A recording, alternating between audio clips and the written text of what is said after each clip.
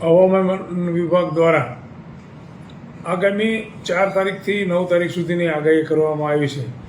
જે અનુસંધાને સૌરાષ્ટ્રનું મોટામાં મોટું કોટનનું હબ એવું બોટાદ માર્કેટિંગ યાર્ડ, જે 3 સબ યાર્ડ અને એક મુખ્ય યાર્ડ ધારણ કરે છે.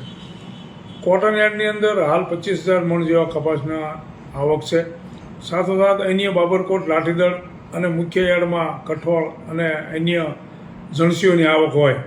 અમોએ ગઈ તારીખ 3ના રોજ એક જાહેર જોગ જાણવા માટે ખેડૂતોને જાહેરમાં અપીલ કરી છે કે આગામી તારીખ 4થી 9 તારીખ સુધી સરકારશ્રી દ્વારા અને હવામાન વિભાગ દ્વારા જે જાહેરાત કરવામાં આવી છે કમોસમી માવઠાની, એ અનુસંધાને પોતાની જણસીઓ એપીએમસીમાં જે ખેડૂતો લાવી રહ્યા છે એ પોતે ઢાંકીને લાવે, સાચવીને રાખે અને અમારી પાસે એપીએમસી બોટાદના બધા જ યાર્ડ અને સબ યાર્ડની અંદર શેડની વ્યવસ્થા છે. એમાં પોતાનો માલ પલળે નહીં એ માટે સંગ્રહિત કરી અને હરાજી કરે એવી દરેક ખેડૂતોને સૂચના આપવામાં આવેલ છે.